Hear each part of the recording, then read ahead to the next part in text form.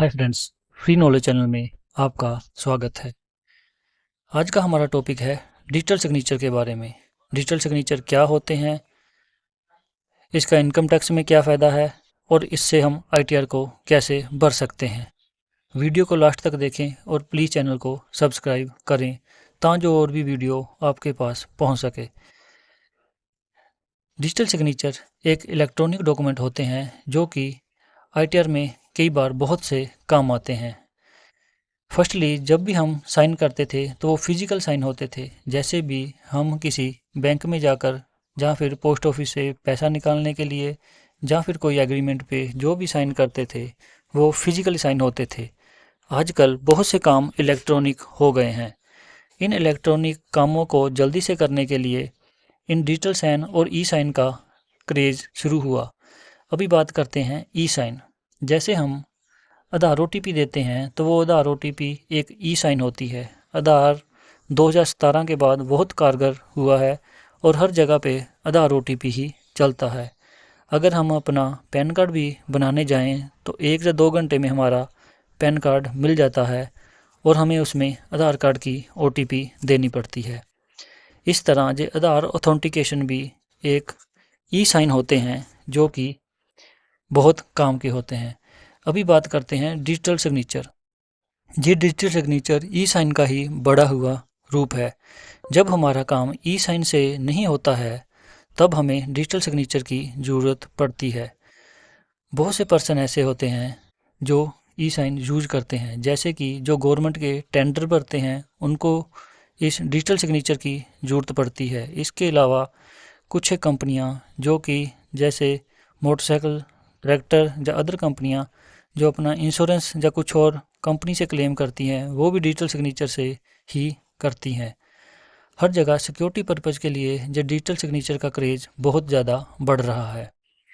Digital signature income tax refund लेने में भी बहुत कारगर होता है। जब कई बार आपको पैन कार्ड का ओटीपी भेजने के लिए आधार कार्ड में मोबाइल नंबर रजिस्टर ना हो या फिर किसी कारण से वो बंद पड़ा हो और आप उसे जल्दी एक्टिवेट ना करवा सकें और ना ही आपको मेल पे और फ़ोन पे जो कि आपके आईटीआर में रजिस्टर होती है उस पे ओटीपी ना जाए तो दोनों ऑप्शन ये ख़त्म हो जाते हैं। उसके बाद ये तीसरा ऑप्शन डिजिटल साइन का होता है।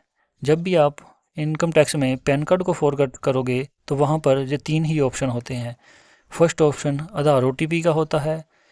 सेकंड ऑप्शन जो होता है वो मेल आईडी पे और फ़ोन पे ओटीपी भेजकर आप अपने पैन कार्ड को फॉरगेट कर सकते हो।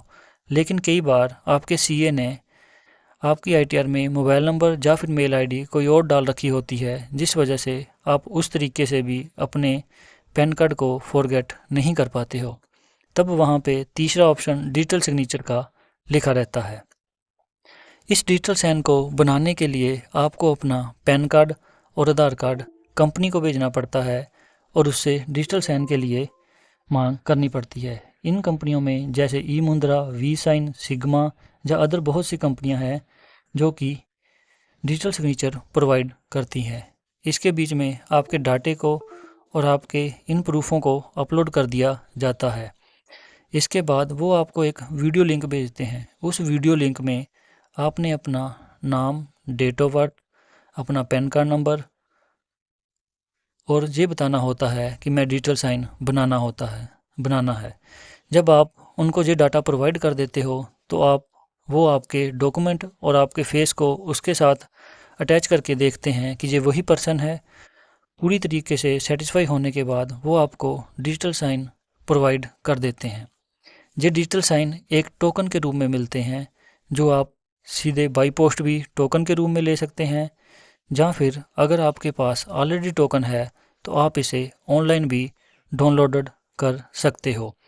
जिस तरह आप वीडियो बनाते हो वो ऐसा ही है जैसे आप किसी कार का इंश्योरेंस करवाते हो तो आपको कार के फ्रंट साइड से, बैक साइड से, साइडों से और बीच में वो सारी चीज़ें दिखानी पड़ती है और उसी हिसाब से वो कंपनी समझ आती है कि इसकी कार की क्या वैल्यू है, ये वही कार है और इसकी क्या स्थिति है।